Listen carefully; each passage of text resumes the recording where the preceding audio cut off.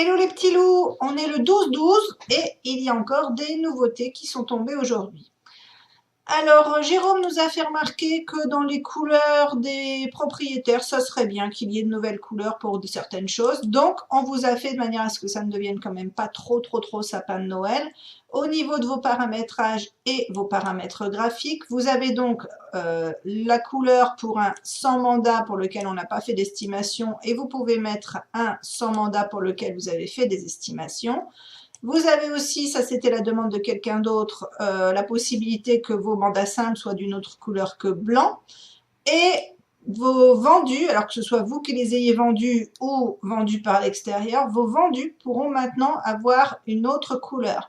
Sachant que le hors-vente, on ne changera pas le nom parce qu'il y a trop d'implications dans un certain nombre de fichiers. Les hors-ventes, je vous rappelle, c'est ceux qui sont sous offre, sous compromis de votre fait ou du fait de quelqu'un d'autre. Donc, vous aurez toujours la couleur hors-vente pour sous-offre sous compromis de votre fait ou de quelqu'un d'autre. Les vendus de votre fait ou de quelqu'un d'autre pourront maintenant avoir une couleur différente et le reste, ben, ça bouge pas, ça continue son petit bonhomme de chemin.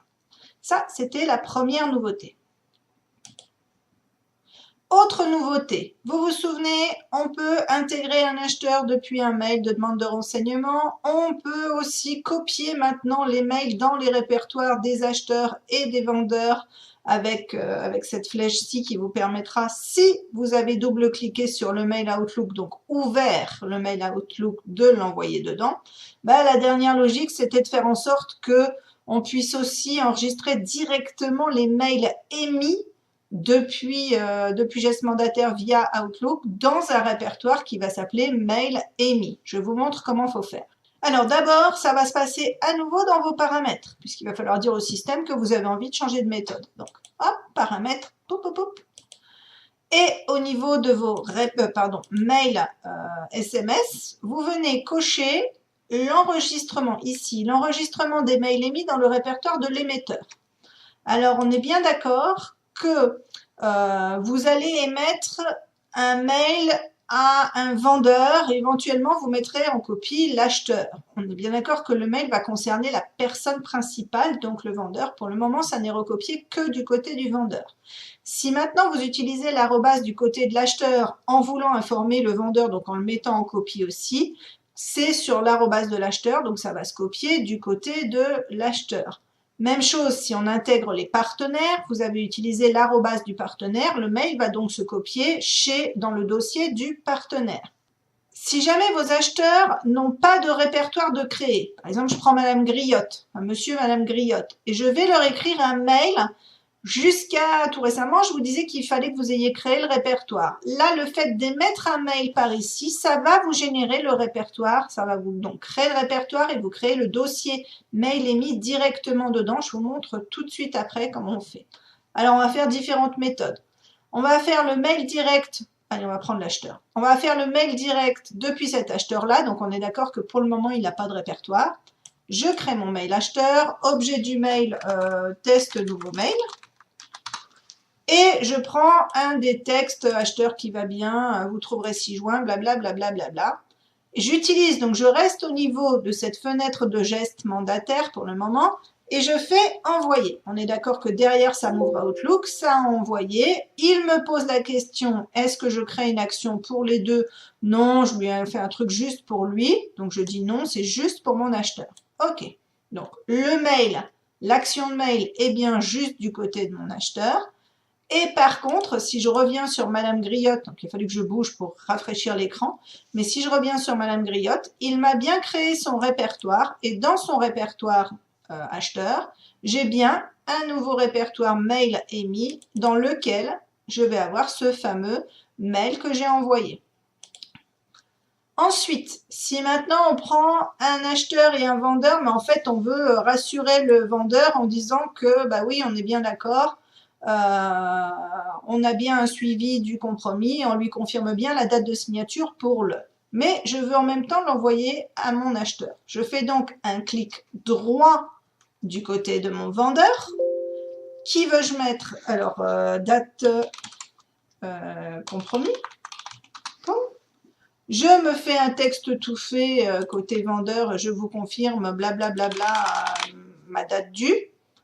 Et je fais envoyer.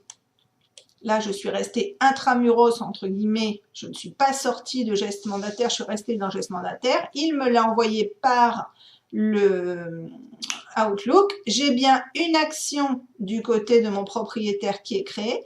J'ai bien une action du côté de mon acheteur qui est créée.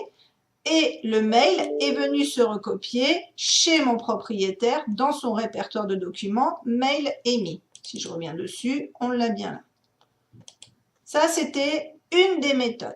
Maintenant, depuis qu'Hervé nous a permis d'aller créer des mails depuis Outlook, enfin quand on ouvre ici et qu'on va dans la fenêtre d'Outlook, moi j'aime beaucoup, donc je l'utilise beaucoup. On va aller créer un mail à ces deux personnes-là, parce que j'ai deux mails pour ce même client. Je vais dessus. Objet du mail, test, passage à Outlook. Alors, je vous dis les sujets, comme ça, je vous prouve derrière.